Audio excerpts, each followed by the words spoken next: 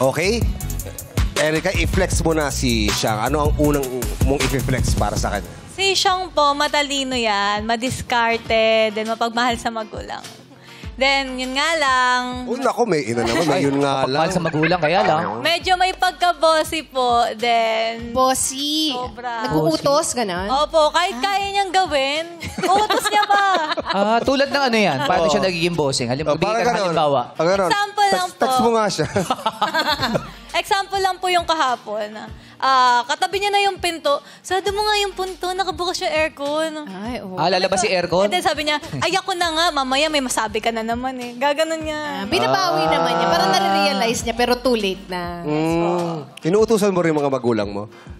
Hindi ko po kasama yung parents ko sa bahay, pero yung lola ko po minsan. Nautusan mo si Lola. Inuutusan mo si Lola. Pero in my defense naman po, sabi naman po ng lola ko, okay lang daw po. Okay lang daw po sa kanya. Okay lang daw si Lolang utusan?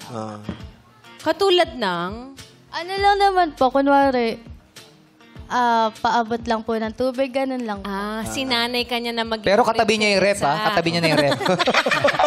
Matangkad ba yung lola ko? Tawag ng nanay ko dyan, senyorita. Yung nanay ko, senyorita. Napaka-senyorita mo, ha? Bakit? Ano yun, nasanay ka lang na... Opo, nasanay lang po. May mga kasambahay ba kayo sa bahay? Wala po. Wala? Wala po. Oh, kawawa na may pamilya mo, no?